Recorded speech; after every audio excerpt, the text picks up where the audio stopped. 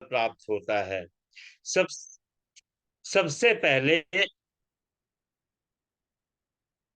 आदौ विमानम शिल्पेन कार्यम देव गणैर्युतम तत्र गर्भगृहे रम्ये दृढ़े दर्पण सन्निभे।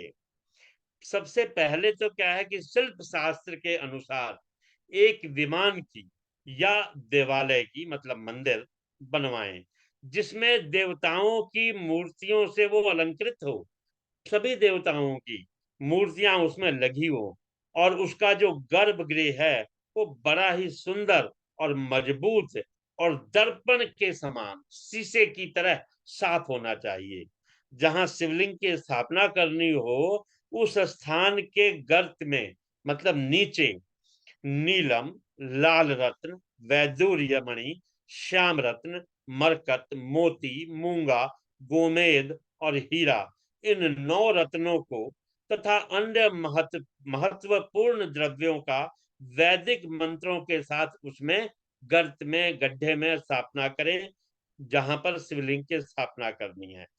फिर सद्योजात आदि 5 वैदिक मंत्रों द्वारा शिवलिंग का 5 स्थानों में क्रमशः पूजन करके अग्नि में हविष्य की अनेक आहुतियां दें, और परिवार सहित भगवान सदाशिव का पूजन करके गुरु स्वरूप आचार्य को दक्षिणा आदि देकर उनका सत्कार करें। सभी पीठ जो हैं वो परा प्रकृति जगदम्बा के स्वरूप हैं, और सभी शिवलिंग जो हैं वो चैतन्य स्वरूप हैं। जैसे भगवान शंकर देवी पार्वती को गोद में बिठाकर विराजते हैं, उसी प्रकार यह शिवलिंग सदा पीठ के साथ ही विराजमान होता है, बिना पीठ के नहीं। शिव को गुरु जानकर स्नान, वस्त्र, गंध, पुष्प, धूप, दीप, नैवेद्य, तांबुल उन्हें निवेदन करें, और फिर उन्हें नमस्कार करें, प्रणाम करें। सामर्थ्य अनुसार सामग्री से विधिवत पूजन करें। भक्त अपने अंगूठे को भी शिवलिंग मानकर उसका पूजन कर सकते हैं, उससे महान फल की प्राप्ति होती है। अधिकतर सज्जनों, जब हम यात्रा में हो कहीं, तब हम अंगूठे को शिवलिंग मानकर उसकी पूजा कर सकते हैं। जो श्रद्धा पूर्वक शिव भक्तों को लिंग दान करें या लिंग का मूल्य चुकाएं, उन्हें बड़े फल की प्राप्ति होती है। और जो व्यक्ति नित्य 10,000 शिव मंत्र का जप करता है, या जो प्रातः और सायंकाल दोनों समय 1,000 मंत्र का जप करता है, उसे शिव पद की प्राप्ति होती है। द्विजानाम च नमः पूर्व मन्येषाम च नमोन्तकम। जो द्विज हैं उनके लिए नमः शिवाय के उच्चारण का विधान है, और जो लोग द्विज नहीं हैं, जो द्विजेतर हैं, उनके लिए अंत में नमः मतलब शिवाय नमः के प्रयोग की विधि है, अर्थात वे शिवाय नमः मंत्र का उच्चारण करें।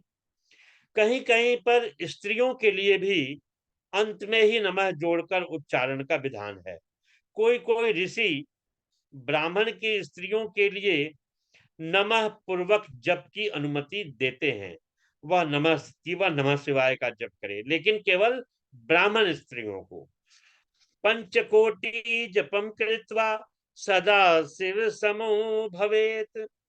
पंचाक्षर मंत्र का अगर 5 करोड़ जप करके मनुष्य भगवान सदा शिव के समान हो जाता है, और 1, 2, 3 करोड़ मंत्र का जप करें, 1 करोड़, 2 करोड़, 3 करोड़, तो उन्हें ब्रह्मादिक का स्थान मिलता है।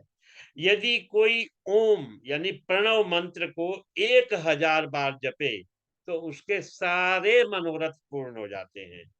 विद्वानों को चाहिए कि वो आमरण शिव क्षेत्र में निवास करें, जहां भी शिव क्षेत्र हो। तो ये शिव क्षेत्र कहाँ है सज्जनों? जहां कहीं भी मनुष्यों द्वारा शिवलिंग पधराया होता है, वहां की 100 हाथ की भूमि शिव क्षेत्र कही जाती है। और जहां पुण्य ऋषियों ने लिंग पधराया हो, वहां पर 1,000 हाथ की दूरी शिव क्षेत्र कही जाती है।